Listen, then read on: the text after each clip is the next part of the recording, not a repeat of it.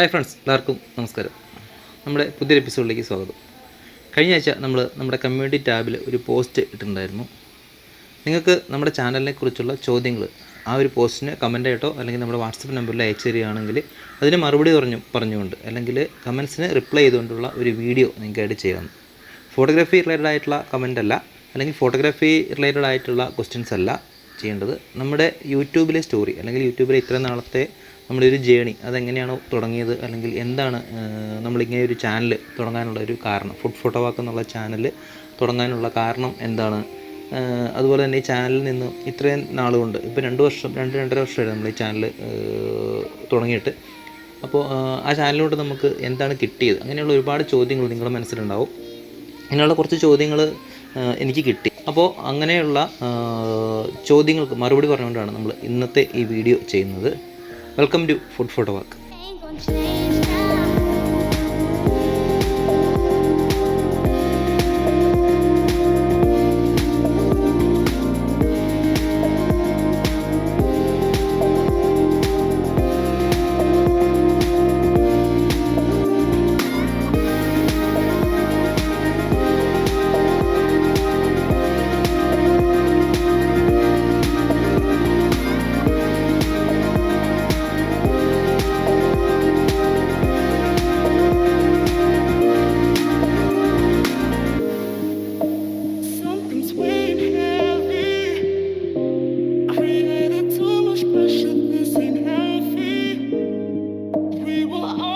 ഒരു കാര്യം കൂടി ഇതിൻ്റെ ഒപ്പം പറയുകയാണ്, ഈ വീഡിയോയുടെ അവസാനം നമ്മുടെ ചാനൽ അപ്ഡേറ്റ് അല്ലെങ്കിൽ നമ്മുടെ ചാനലിൽ പുതിയതായിട്ട് കുറച്ച് കാര്യങ്ങൾ നമ്മൾ പ്ലാൻ ചെയ്യുന്നുണ്ട്, അല്ലെങ്കിൽ പുതിയതായിട്ട് കുറച്ച് കാര്യങ്ങൾ നിങ്ങളോട് പറയാനായിട്ടുണ്ട്. അത് നമ്മുടെ വീഡിയോയുടെ അവസാനം പറയാം. ചെറിയൊരു സസ്പെൻസ് എടുക്കട്ടെ. എനിവേ, നമ്മുടെ ഈ ചാനൽ ആദ്യമായിട്ടാണ് നിങ്ങൾ കാണുന്നതെങ്കിൽ ദയവായിട്ട് സബ്സ്ക്രൈബ് ചെയ്യുക. ഒപ്പമുള്ള ബെല്ലൈക്കൺ എനേബിൾ ചെയ്ത് ഓൾ എന്നുള്ള ഓപ്ഷൻ ക്ലിക്ക് ചെയ്യുക. നമ്മൾ വീഡിയോസ് അപ്ലോഡ് ചെയ്യുന്ന സമയത്ത് തന്നെ നിങ്ങൾക്ക് നോട്ടിഫിക്കേഷൻ കിട്ടാനായിട്ട് ഇത് ഉപകരിക്കും. എനിവേ, വീഡിയോയിലേക്ക് കിടക്കാം. ആദ്യത്തെ ഒരു കമൻറ്റ് വന്നിരിക്കുന്നത്, അല്ലെങ്കിൽ ആദ്യത്തെ ഒരു ചോദ്യം വന്നിരിക്കുന്നത്, ഫോട്ടോഗ്രാഫിയെ ഒരു കരിയറായിട്ട് കൊണ്ടുപോകാൻ എന്ത് ചെയ്യണം എന്നുള്ളതാണ്. അതായത് SR ടെക്സ് മലയാളം എന്നുള്ള ഒരു ചാനലാണ്, അല്ലെങ്കിൽ ആ ഒരു അക്കൗണ്ടിൽ നിന്നാണ് നമുക്ക് ചോദ്യം വന്നിരിക്കുന്നത്. ആക്ച്വലി ഞാൻ നേരത്തെ പറഞ്ഞൊരു കാര്യം പിന്നെയും പറയുകയാണ്, ഫോട്ടോഗ്രാഫി റിലേറ്റഡ് ആയിട്ടുള്ള ക്വസ്റ്റ്യൻസ് അല്ല നമ്മൾ പ്രതീക്ഷിച്ചത്. നമ്മുടെ യൂട്യൂബ് ചാനൽ സംബന്ധമായിട്ടുള്ള നിങ്ങൾക്കുള്ള സംശയങ്ങൾ, അല്ലെങ്കിൽ യൂട്യൂബ് ചാനൽ എങ്ങനെയാണ് നമ്മൾ ഗ്രോ ചെയ്തത്, അല്ലെങ്കിൽ അതിനായിട്ട് എന്തെങ്കിലും ചില ടിപ്സ് ഉണ്ടോ, ട്രിക്സ് ഉണ്ടോ, അല്ലെങ്കിൽ എന്താണ് യൂട്യൂബ് ചാനലിലൂടെ നമ്മൾ എന്താണ് നേടിയത് തുടങ്ങിയ കാര്യങ്ങളൊക്കെ നിങ്ങൾക്ക് അറിയാനായിട്ട് ആഗ്രഹമുണ്ടോ, അതിനെക്കുറിച്ചാണ് ചോദിക്കണമെന്ന് പറഞ്ഞത്. എനിവേ, എന്തായാലും ഫോട്ടോഗ്രാഫി ഒരു കരിയറായിട്ട് മുന്നോട്ട് കൊണ്ടുപോകണമെങ്കിൽ എന്താണ് ചെയ്യേണ്ടത് എന്നുള്ള ചോദ്യത്തിന് ഞാൻ മറുപടി പറയാം. ആക്ച്വലി ഫോട്ടോഗ്രാഫി ഒരു കരിയറായിട്ട് മുന്നോട്ട് കൊണ്ടുപോകണമെങ്കിൽ അതിന് കുറച്ചൊരു കഷ്ടപ്പാടുണ്ട്, അല്ലെങ്കിൽ വളരെ കോമ്പറ്റേറ്റീവ് ആയിട്ടുള്ള ഒരു ഫീൽഡാണ് ഫോട്ടോഗ്രാഫേഴ്സ്, അല്ലെങ്കിൽ ഫോട്ടോഗ്രാഫി എന്ന് പറയുന്ന ഒരു പ്രൊഫഷൻ. നമ്മുടെ ഒരു ടാലൻറ്റ് അല്ലെങ്കിൽ നമ്മുടെ ഒരു സ്കില്ല് ആ ഒരു ലെവലിൽ എത്തണമെങ്കിൽ നമുക്ക് ഒരുപാട് കാര്യങ്ങൾ പഠിക്കേണ്ടിയിരിക്കുന്നു.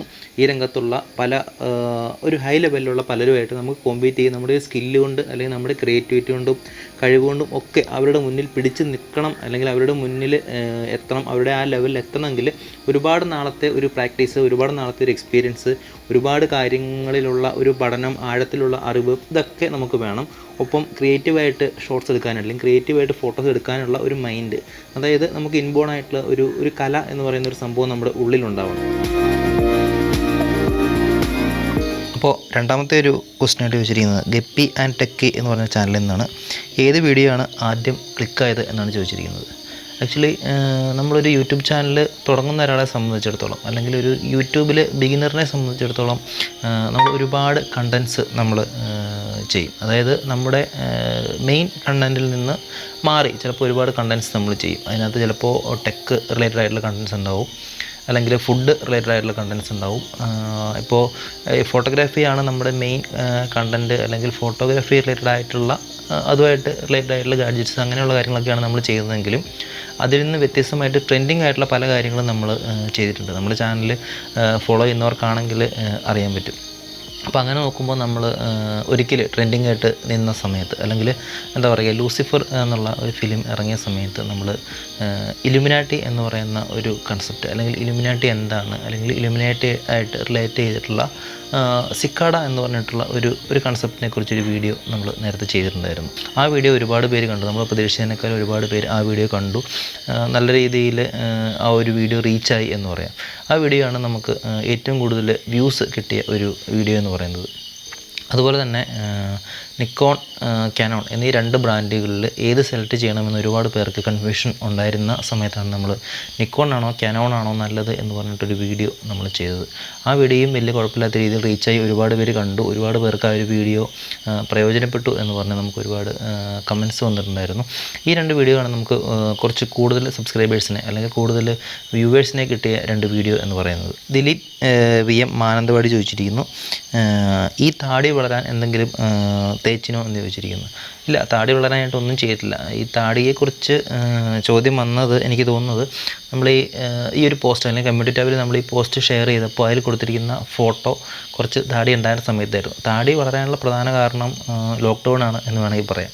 അതിന് പ്രത്യേകിച്ച് ഓയിലൊന്നും തേച്ചിട്ടില്ല. എനിവേ ഓയിൽ തേച്ച പോലെ തോന്നുന്നതിന് പ്രധാന കാരണം അത് ഫോട്ടോഷോപ്പിലെ ചില എഡിറ്റിംഗ് ഗിമിക്കുകൾ കൊണ്ടാണ്, അല്ലെങ്കിൽ ഫോട്ടോഷോപ്പിലെ എഡിറ്റിങ്ങുകൾ കൊണ്ടാണ്. ഒന്ന് ഷാർപ്നെസ് ഒന്ന് കൂട്ടി ഒന്ന് ചെയ്തപ്പോൾ അതൊന്നൊരു ഓയിൽ തേച്ച പോലെ തിളങ്ങി എന്ന് മാത്രമേ ഉള്ളൂ. അതിന് പ്രത്യേകിച്ച് ഓയിലൊന്നും തേച്ചിട്ടില്ല.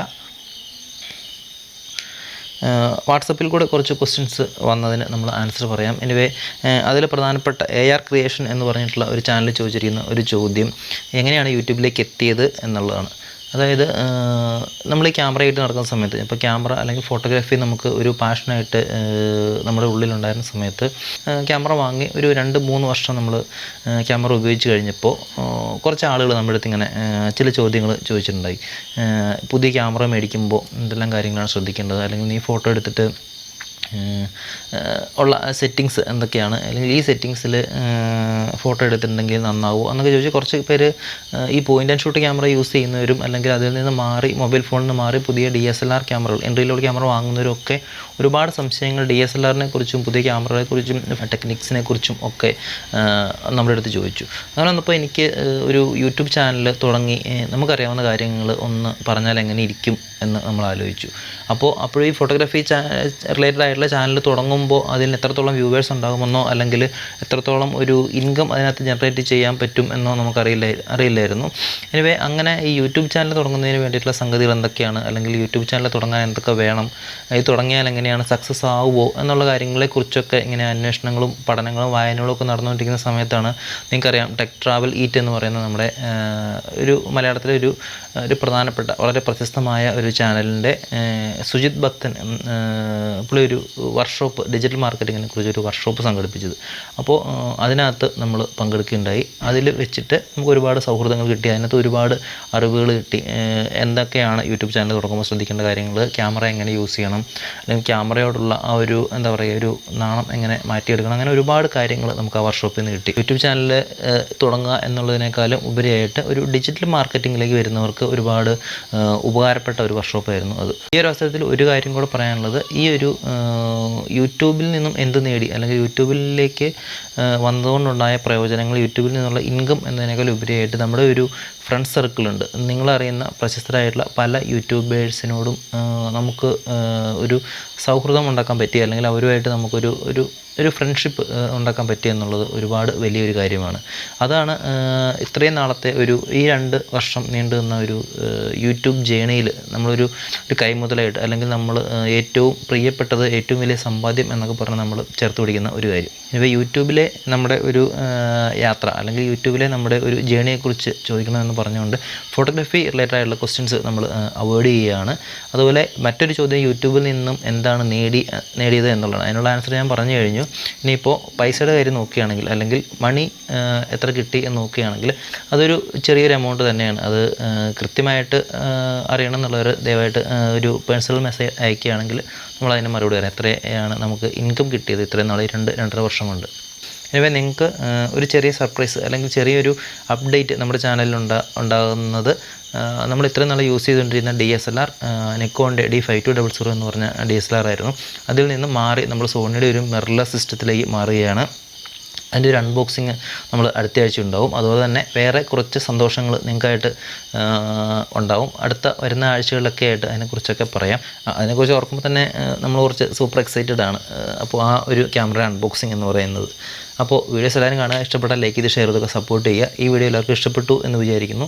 കൂടുതൽ സംശയങ്ങൾ ദയവായിട്ട് നമ്മുടെ യൂട്യൂബ് ചാനലിൽ കമൻറ്റായിട്ട് തന്നെ രേഖപ്പെടുത്താനായിട്ട് ശ്രമിക്കുക. ചാനൽ ആദ്യമായിട്ട് കാണുന്നവരാണെങ്കിൽ ദയവായിട്ട് സബ്സ്ക്രൈബ് ചെയ്ത് ബെല്ലൈക്കൺ എനേബിൾ ചെയ്യാനായിട്ട് ശ്രദ്ധിക്കുക. അപ്പോൾ അടുത്ത ആഴ്ച ആഴ്ച മറ്റൊരു കിടിലൻ എപ്പിസോഡുമായിട്ട് കാണാം. Bye for now, stay tune and this is Food Photo walk.